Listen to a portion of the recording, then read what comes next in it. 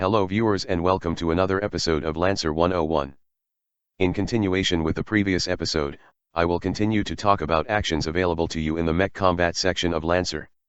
Now, let's begin as I will talk to you about full action. First up, Barrage. It's basically the full action version of skirmish, and it lets you fire two different weapons at one or two targets. The same rule for skirmish applied here too, like any auxiliary weapon in the same mount can be fired together, and those cannot deal any bonus damage too. Also, if you want to fire up a super heavy weapon, use Barrage. If you want to get away from trouble, use Disengage.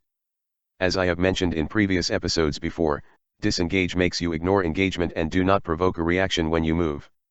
I cannot stress this enough, do not use this action unless in extremely dire situation because otherwise you are just wasting your action. Full Tech is exactly like Quick Tech except you could do two same or different Quick Tech options, or choose a powerful Full Tech system instead. Meaning, you can totally dual wield invade at people with this. When all technologies fail you, just beat the crap out of your opponent with Improvised Attack.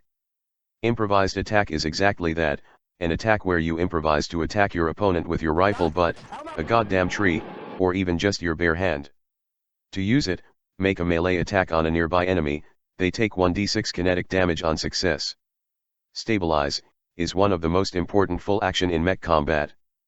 Your mech is getting too hot, stabilize, you need to reload your weapon, stabilize, you are taking too much damage, stabilize, it's useful for damn near everything. Upon stabilizing, you can choose one of the following options.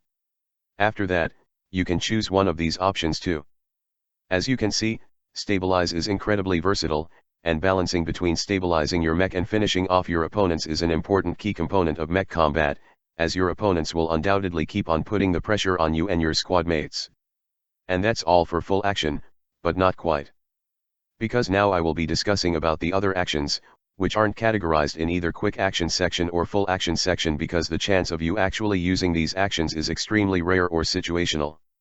Except for one, activate, which is an action you use to activate any of your installed systems, quick action or full action. You can use activate action multiple times per turn, but you cannot activate the same system more than once. Free action, however, negates that rule, and if you happen to have two of the same system, you can absolutely activate both of them in the same round. Boot up is a full action where you start up your mech. If your mech has shut down for many numbers of reasons, use this to start back up. Next up, mount, dismount, and eject. Actually I will be pushing this into the next episode which will be pilot focused, so moving on. Prepare is a quick action in which you prepare an action to react against a future event. With this, you can prepare any quick action and specify a trigger for that action. Until the start of your next turn, when the trigger happens, you can use that quick action as a reaction. So, what can you actually pick as the trigger? Well, triggers can be any reaction, action, or move done by a hostile or allied character. Keyword, reaction, action, or move, and specifically only those. I have seen some examples of people picking wildly specific situations and some of them are pretty no-no. Like for example, when the enemy's shield drops, I will skirmish against them. Nope, nada, you can't do that, that's not a reaction, action, or move, in fact, that character didn't do anything at all. Basically, as long as the trigger involves the other guy doing something, it's fine. Other than that, when you prepare a quick action, it still follows the same restriction of not repeating the same action, so you cannot skirmish, and then prepare another skirmish. If your weapon has ordnance tag, you cannot prepare with it had you moved or done anything else on your turn. Also, after you prepare an action, you cannot move or take any other actions or reactions until the start of your next turn or until it gets triggered. Basically, plan out your moves before using this. Also, if you really want to use other reactions while your prepared action remains untriggered, you can just drop your prepared action but you will also lose it. And if the trigger condition didn't meet at all, you just lose your prepared action entirely. Oh, and when you prepare an action, it will be obvious to other people in the game that you are preparing something. Just a reminder. Next up, this should be interesting for any future player of a certain mech, self-destruct. Basically, you overload your reactor and make it do what a reactor usually does not do. By the way, all Lancer mechs use cold fusion reactor, or maybe just most, Horus mechs are probably using something exotic like Omni-Net gas. Anyway, after activating self-destruct, you have until the end of your next turn, or the end of one of your turns in the following 2 rounds, your choice for either, to get the hell out of your mech before it explodes as though it suffers a reactor meltdown.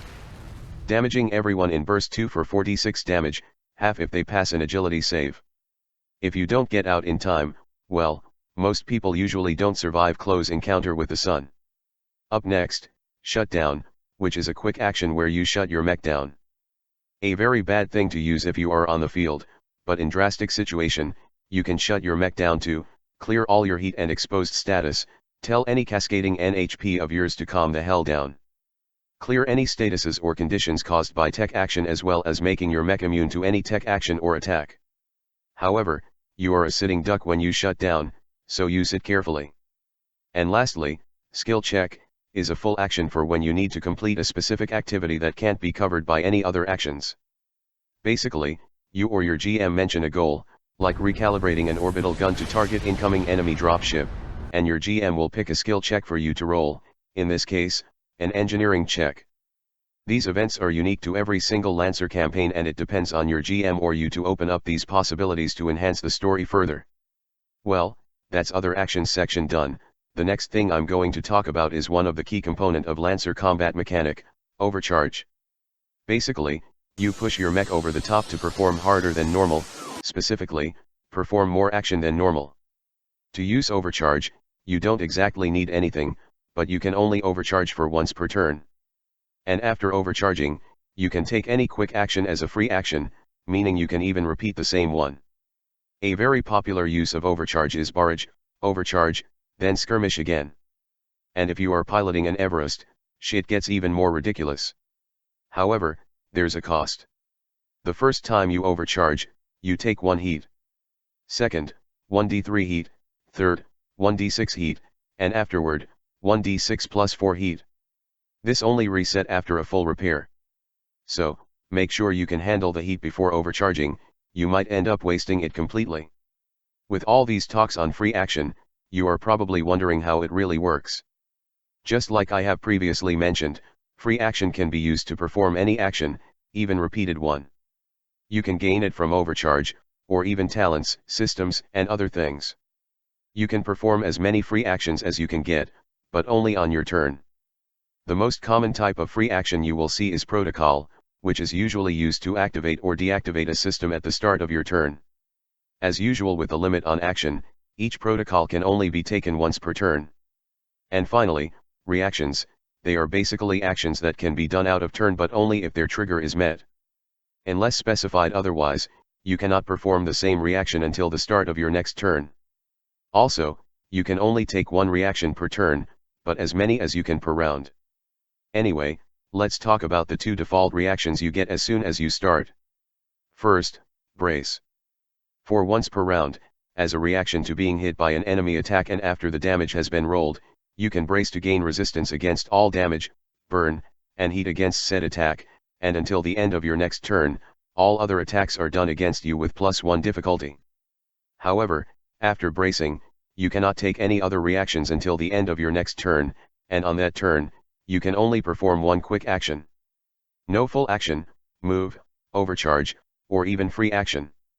Due to the sheer cost from bracing, I have seen quite a few players risking high damage rather than bracing because it limits their action economy quite a lot. In the end, it really depends on you to decide whether brace is worth it in dire situation, or when you have to tank for your allies. Second, Overwatch, which has honestly been mentioned so often in past episodes that most people probably have ideas on how it works already. Anyway, Overwatch is where, for once per round, you use skirmish action on anyone that moves within your weapon's threat, that includes boost and all other movements. As soon as they start to move, you can skirmish them with Overwatch before they move. This is very useful in lowering or even outright preventing mobility of enemy within your zone, allowing you to outmaneuver them. And I guess that's all on actions, mech actions anyway. In the next episode, I will be talking about pilot, specifically, how you will work on foot in combat, and some other things. Anyway, with all that done, I will see you all next time.